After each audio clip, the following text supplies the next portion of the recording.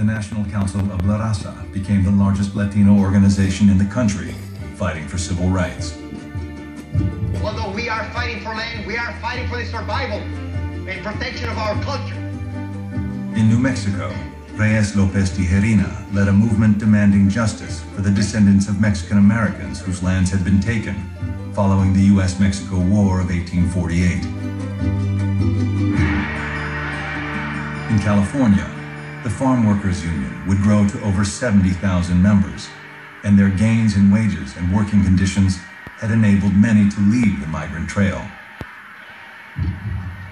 And in San Antonio, Texas, young Chicanos, frustrated with the slow pace of social change, were challenging the political status quo, as represented by Congressman Henry Barbosa Gonzalez.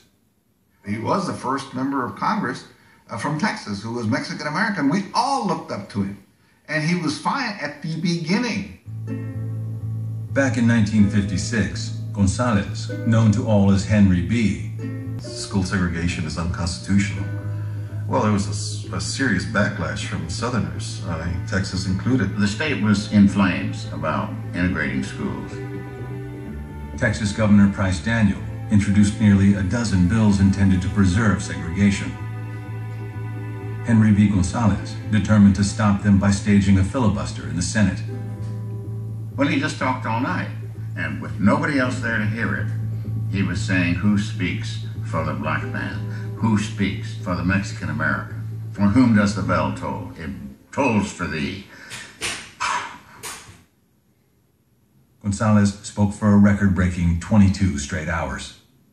Henry B. effectively derailed most of the bills, and he became immediately a hero to the African American and Mexican American population of Texas. Gonzalez grew up middle class in a mixed-race neighborhood near San Antonio's downtown.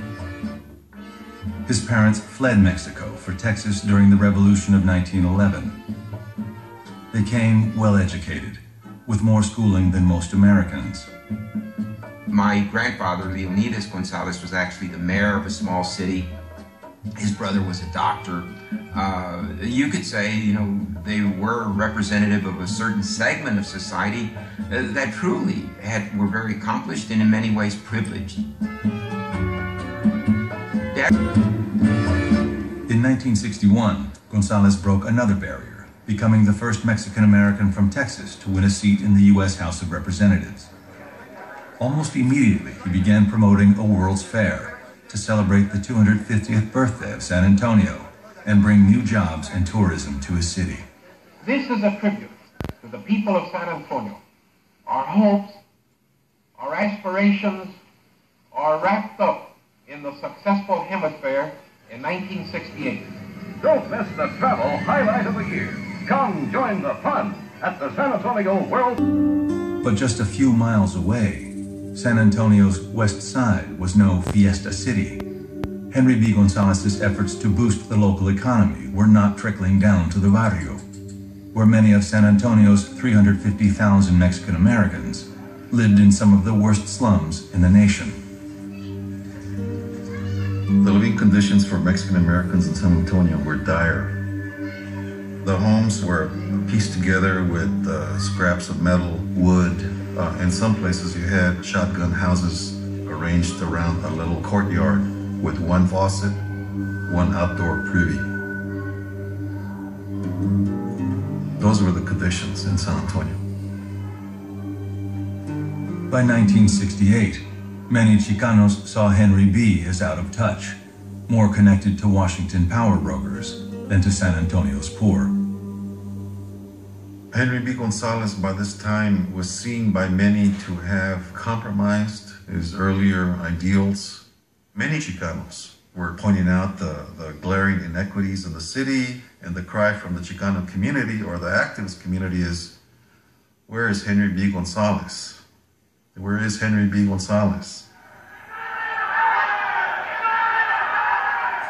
Just days after the grand opening of Hemisphere, Chicano high school students, like their Los Angeles counterparts, staged walkouts, first in San Antonio, then in 39 towns across Texas. Eventually, they spread to nearly 100 high schools in 10 states.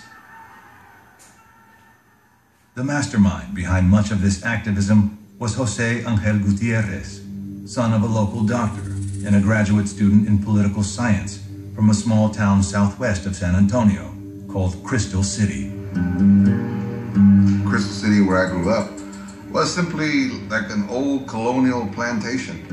It was a segregated town. Anglos had paved streets, sidewalks, lights. We had none of that. Polio was rampant, tuberculosis was rampant. Everything around you was just simply disheartening. Like many South Texas towns, Crystal City had been shaped by racial violence, much of it perpetrated by the Texas Rangers, a 150-year-old autonomous police force with a history of intimidating, even killing Mexicans. As a young boy, Gutierrez often witnessed the aftermath of this brutality.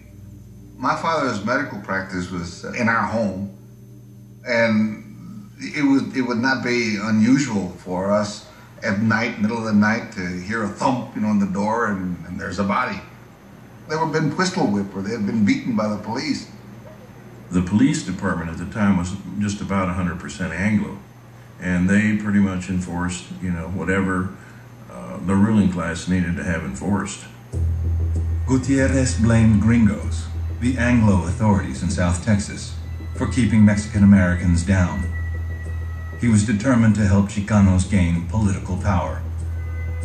We recognize that the barriers to our integrating into the society and to uplifting ourselves is the gringo. The gringo who's put the barriers, who makes us, drop out of school, who keeps us in bad health, who doesn't pay us good wages, who prohibits our unions, and so on and so on and so on. So until we get rid of those elements, we're not going to progress. We're not going to be free. So yes, the gringo must go. This press conference became known as the Kill the Gringo press conference, because that's the way the newspapers portrayed it. But what Jose Angel Gutierrez meant was kill the gringo supremacy, not the individual, but the system. In a television interview, Henry B. Gonzalez denounced Chicano activists like Gutierrez and what he called their campaign of hate. I picture my own role as having a responsibility to smoke out and to expose these false and mistaken voices of hatred. I feel that I fought against those in the majority who were preaching the same hatred 12 years ago in a different context, that I have the same responsibility to expose it among the minority, even if it is a minority from which I emerge.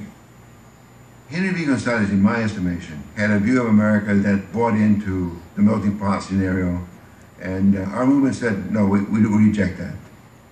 We don't have to give up our language, we don't have to give up our culture, the extended family, all those things that make us who we are. We're not going to erase those just to buy into this, to your notion of what it is to be an American.